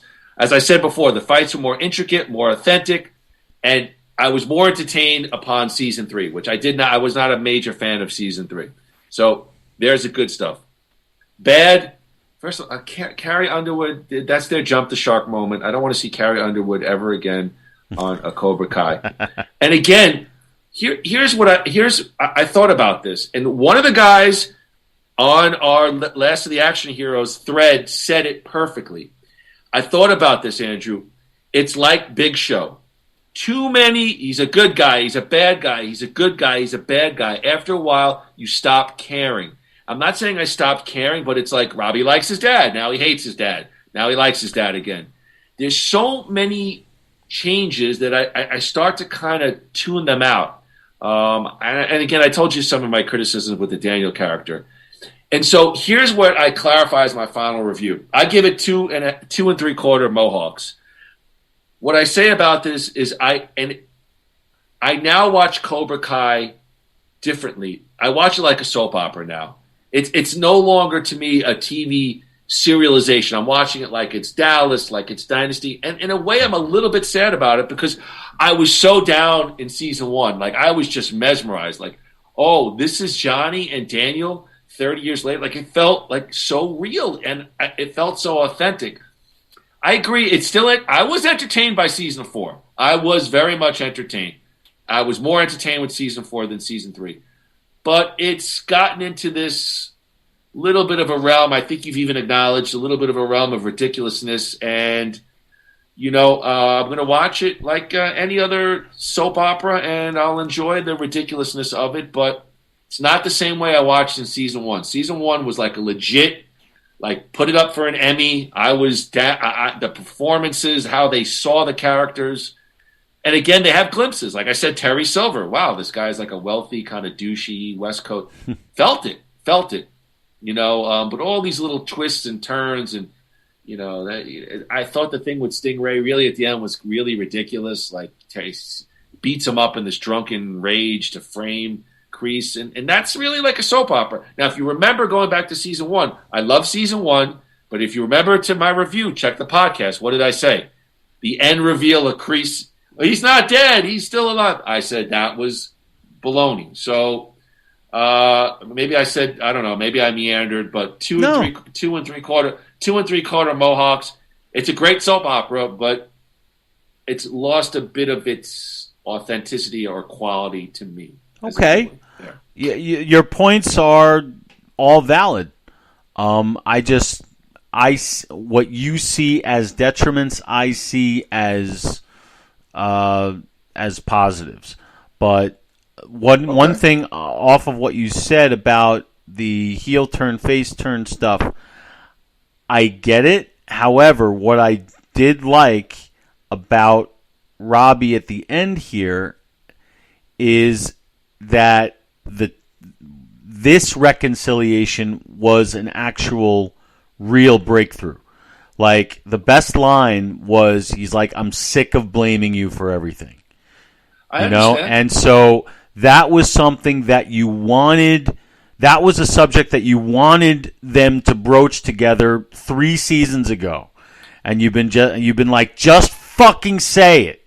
Just cut the, and so they finally came together in a meaningful way instead of a superficial way, by both admitting that they're both fucked up. So now I'll be interested. I'll be way more interested now to see where their relationship goes, than I would have been if that didn't happen. So it doesn't bother me. And look, who else besides him, as far as good guy, bad guy? Like Hawk, a little bit, maybe? Yeah, I mean, it's just an overall kind of vibe. Yeah, I was thinking about your comments. Like, even the whole at the very end, it's not something I would fixate on, but like, I was a little bit disappointed even with the Terry Silver bribing the referee. Like, I felt like that cheated Tori out of a legitimate win. And if I'm putting my emotions into a character and really enjoying the show, I kind of was like, that's bullshit. Because for the first time, I was like, good for this kid from the other side of the tracks. Like, she finally had something like to really pride herself on, and she sees this douchebag and again, it fits the Terry Silver motif for the end of the show. But I was like, they're going to do that to Tori? I don't know. Well, now it'll be interesting to see her reaction. I mean, remember, Understood. it is, they are, part of the idea of a season finale is they got to, set up some cards for the next one. But everything you say is completely true. It just depends how much you let it bother you, and that's really is the difference. Let me say this. I said I was entertained. Yeah. I did not like season. Oh no, I liked season 3, but like I was just so critical of that one storyline. But which one storyline? Can you remind me? When they went to Okinawa, oh, okay. the car. In other words, my favorite. Oh wait, no, yeah, I remember that was ridiculously contrived. Absolutely, you're right. And that's where I felt like the show started to fall into this nostalgia trap. But speaking of which, let me hit you up on some Cobra Kai Season 5 rumors. Groo Season 5 is already wrapped. It's been filmed.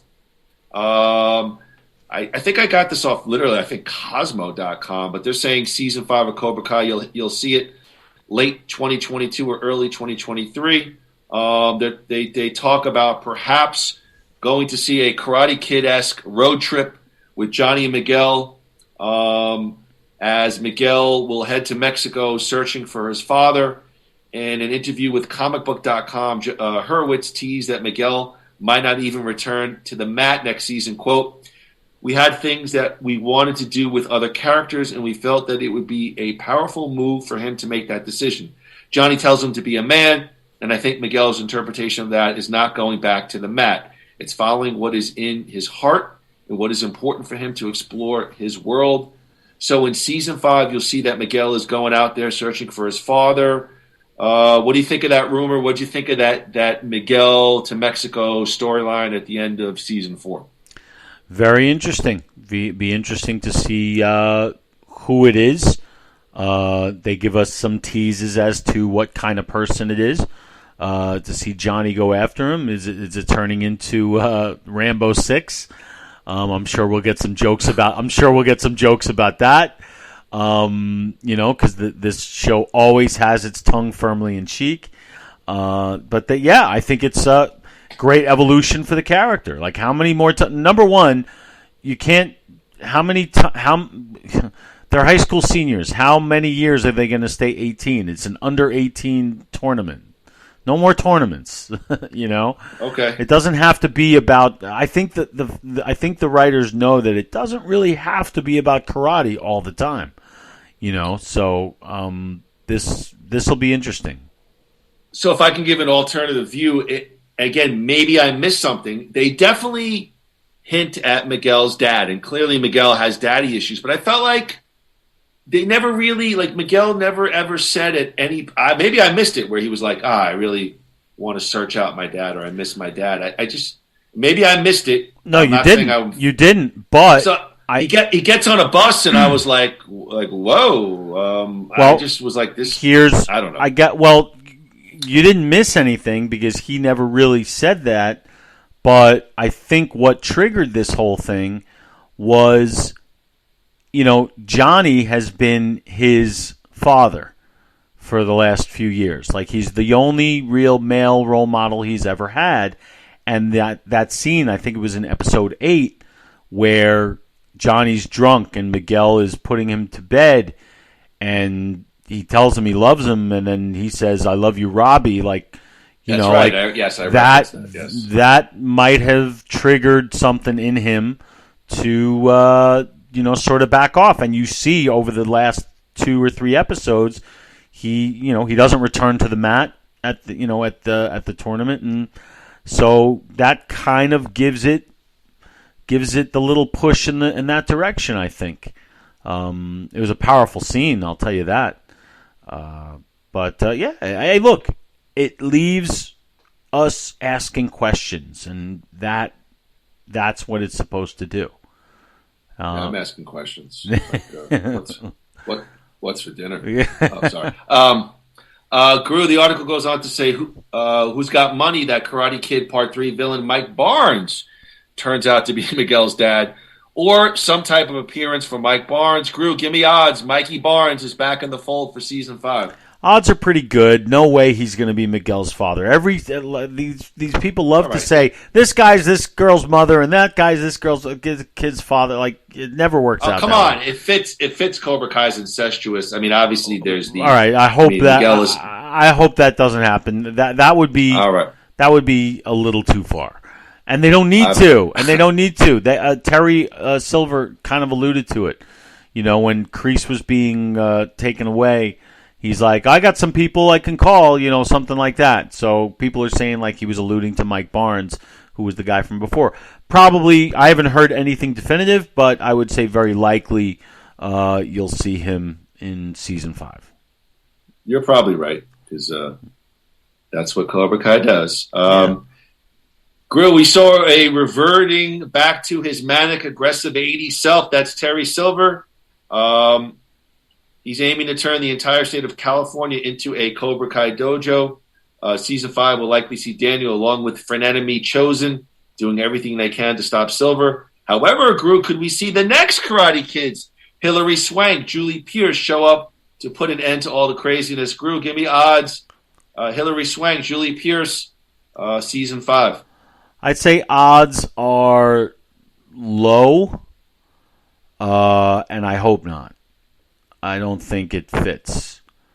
It'd be a little too much. Oh Lord, you're now asking for Cobra Kai to peel it back a little bit. Well, how dare you? I don't know. It's hard to, because that movie was really, really bad, and it kind of hurt.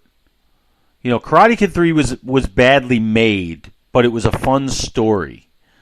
Next Karate Kid was just a cartoon, and I just as soon like to forget it even exists. But you know, they never say never. With people like her? What about the rumor of season 6, The Bird, that Julie Pierce took care of? The Bird will make an appearance.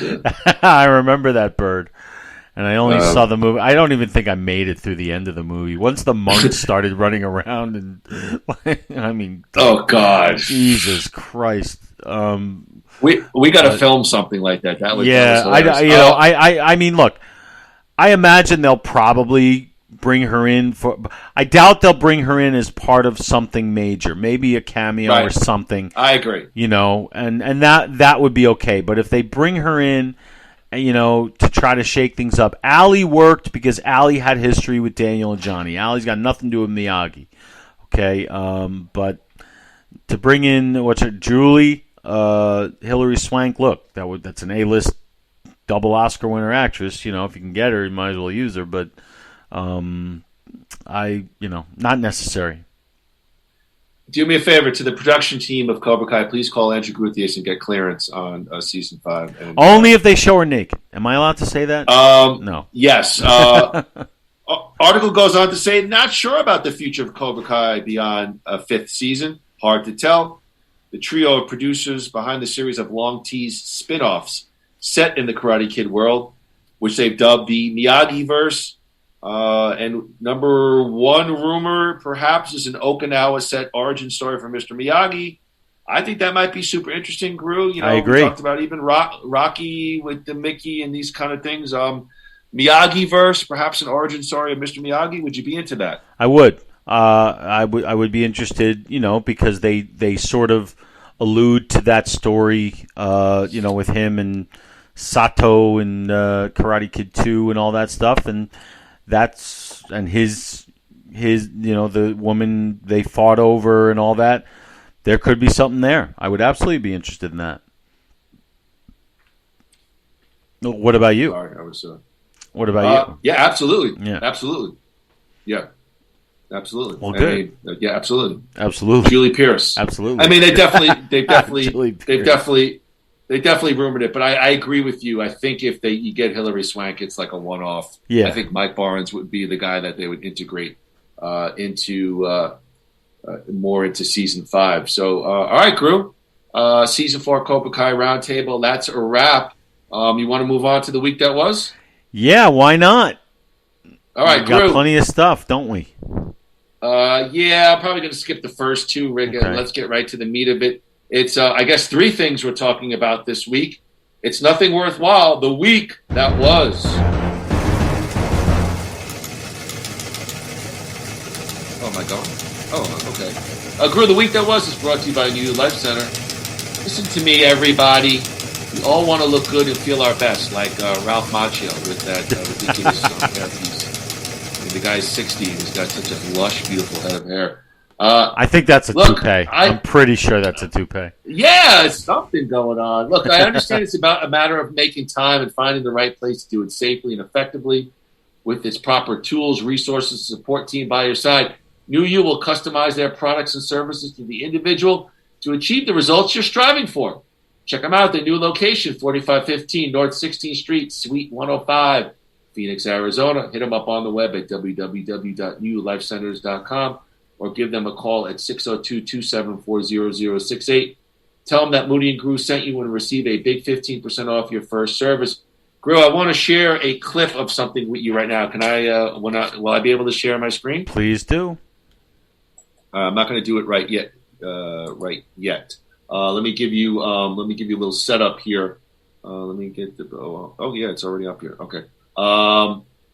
We know that Groo is a vocal fan of one William Cosby, and Mr. Bill appeared in the news yet again as Showtime is putting forth a new 4-part documentary about the disgraced comic.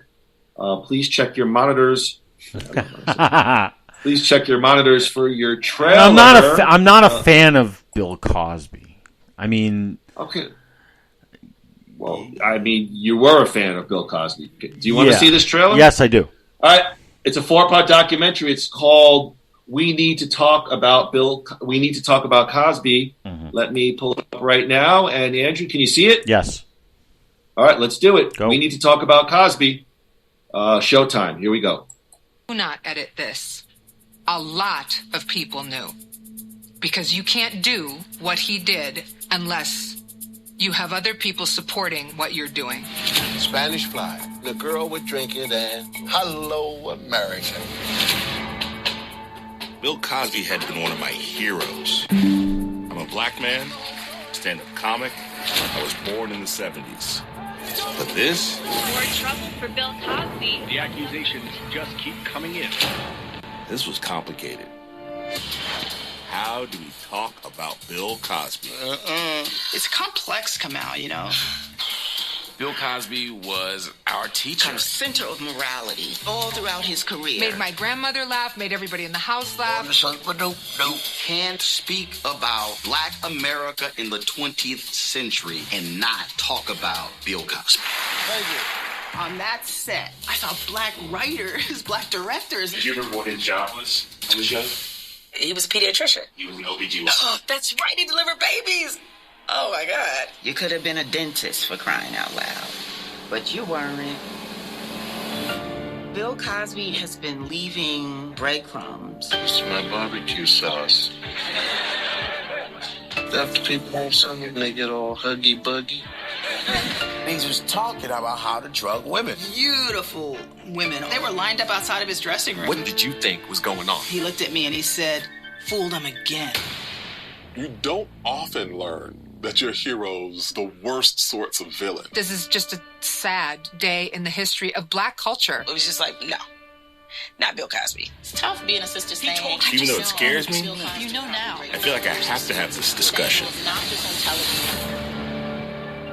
We thought we knew Cosby. We never knew Cosby. Oof. Hold on 1 second. Hang on, my friend. Okay. Groo, the show will investigate how Cosby rose to the top of Tinseltown food chain as the leader of pop culture to a dishonored man accused of rape, drug-facilitated sexual assault, and sexual misconduct by more than 60 women in the last 6 decades. Groo, Bill Cosby was released from prison in June of 2021 after he served 2 years of a 3 to 10 year sentence for sexual assault. He appealed to the Pennsylvania Supreme Court, which overturned his 2018 conviction. Groo, We All Need to Talk About Cosby is set to debut on Showtime January 30th. another provocative documentary in a provocative time. Groo, thoughts on the documentary and the trailer? Well, it's quite a narrative they're spinning. That he was like leaving breadcrumbs. I don't know if I go that far, but look, I'll watch it because it is something that needs to be. It is a story that really needs to be told from all angles. Look, everyone always says America's dad. This guy, I never saw him like that. Stop. Come on. Wait a minute. That was never what drew me to him. What drew me to him was he was fucking hilarious. That was it. I never looked him at. I never needed him to be any kind of center of morality. I never thought for him in a million years he did what he did, but I never looked at him as this, iconic voice or whatever. I just thought he was one of the funniest guys who ever lived. With that being said, he still belongs in prison. I will say that. And he should not have been freed. But I will watch the documentary, at least the first part, and see if it holds my interest. I was not a huge fan of his stand-up. I've been on record for that. I was an absolute huge fan of The Cosby Show. And as a little white Jewish boy growing up in Long Island, it was good for me to see a prominent, successful black family that valued education and achievement for his kids. And again, I'm not a television historian, but I think at the time it was one of either the first show or one of the first few shows that really showed, a black family together, nuclear family, mother and father, striving, education, and whatnot. I will definitely be interested to watch this documentary. The breadcrumb stuff, sure. I'd be interested because I think it's well-known fact he did comedy bits about Spanish Fly. Yes. I mean, I've heard stuff. So, are you really that shocked or that?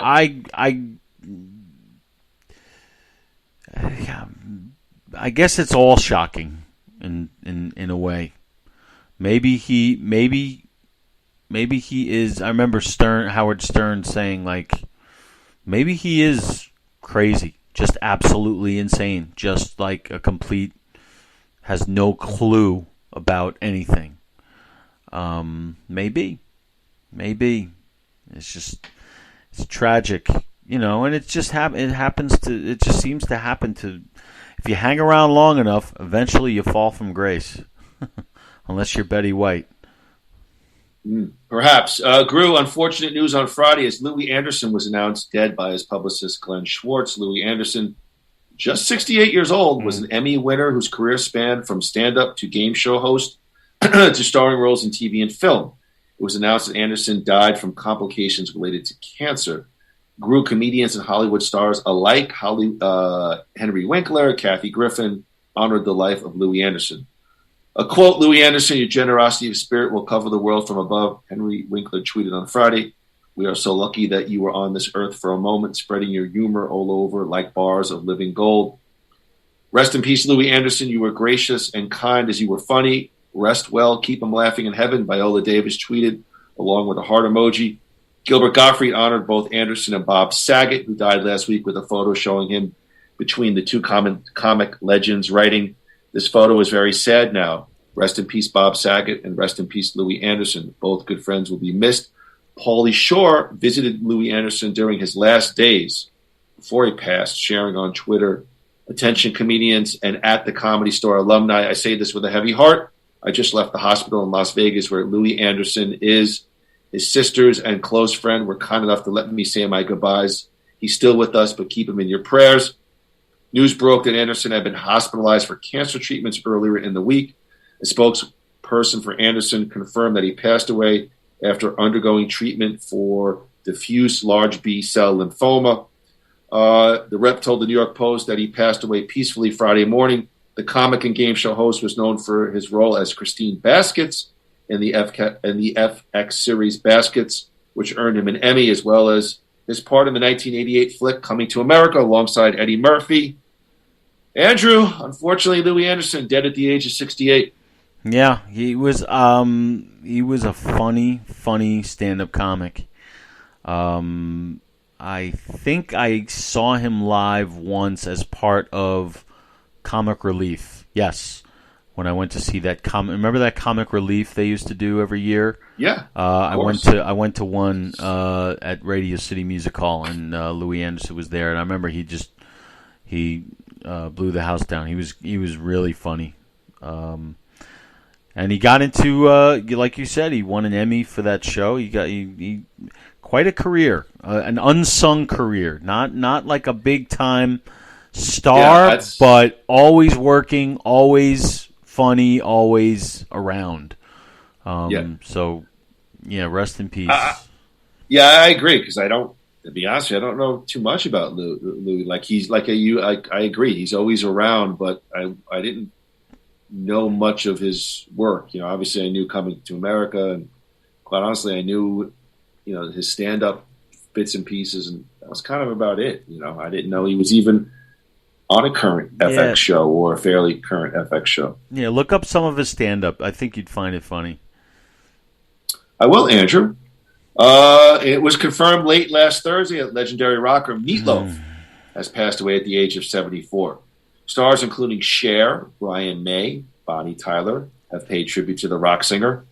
Queen guitarist Brian May, who worked with Meatloaf, said he was completely gutted. Groo, Meatloaf's best-known album, The Bombastic Bat Out of Hell, remains one of the best-selling releases of all time. The star sold over 100 million albums worldwide and also appeared in movies like Fight Club, The Rocky Horror Picture Show, and Wayne's World. He was also known for hits like I'll Do Anything for Love, But I Won't Do That. Bonnie Tyler, who released an album with Meatloaf in 1989, said he was a larger-than-life character with a voice and stage presence to match. Queen current frontman Adam Lambert remembered him as, quote, a gentle-hearted powerhouse rock star forever and ever. Fellow rocker Alice Cooper also paid his respects, saying, quote, Meatloaf was one of the greatest voices in rock and roll, and he was certainly one of my closest friends in the business. Theater composer Andrew Lloyd Webber wrote, quote, the vaults of heaven will be ringing with rock. Rest in peace, Meatloaf.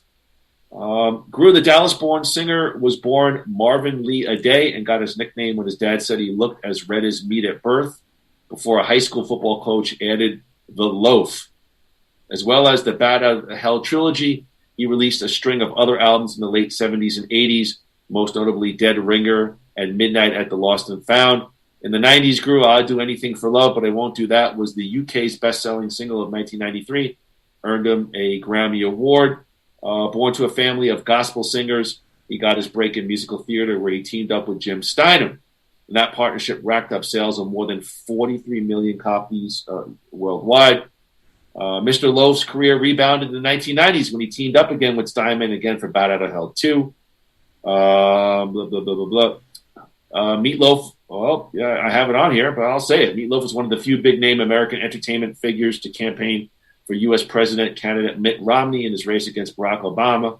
Romney ultimately lost, but kept his friendship with the singer who he described on Friday as, quote, a man of gentle kindness, generous spirit, and exceptional talent.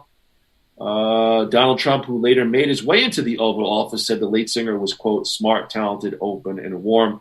The two appeared together on the celebrity version of The U.S. Apprentice. Groo, quite a career. Thoughts on the passing of Meatloaf at the age of 74? A bummer. Real bummer. I've said it on this show. I've said it to you. Like, the next 10 years are just going to suck for guys like us. This is like, I think, my first, of like the big rock and roll people this year. My favorites, I guess Eddie Van Halen would be the first, and Meatloaf was somebody whose every album I had. I saw him in concert. You and I went to see him together one time. Yeah. Just the songs are just its own thing, and it's a bummer. I spent a lot of time over the last few days watching a lot of YouTube like reaction videos. You know what these things are? You see like these things, yeah. I've seen them. Yeah, and I'm enjoying seeing like younger people, listening to like Bat Out of Hell and I Do Anything for Love and 2 Out of 3 Ain't Bad, and seeing their reaction to it, and it's made me realize like how incredible these songs are. Not just like Steinman's writing, but Meatloaf's interpretation of them, like especially on Bat Out of Hell and Bat Out of Hell 2. Like Bat Out of Hell has 7 out of 7, classics. I would say Bat Out of Hell 2 has 2 classics and 6 other great songs, and that's very rare. That's very rare, and this is a bummer. But look, his best days were behind him.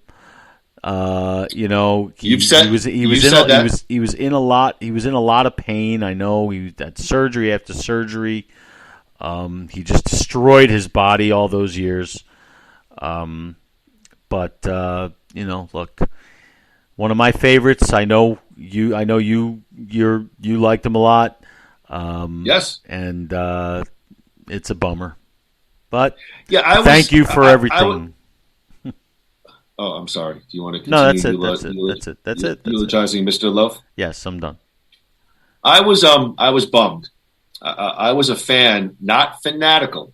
I was a fan, and I was bummed because you start to mark time. I agree, and then I start saying to myself, "Jesus Christ, I'm getting older," and I start thinking about, how many days I have left on this earth, and me, I want to live. I want to live forever. I want to be like Peter Pan, but.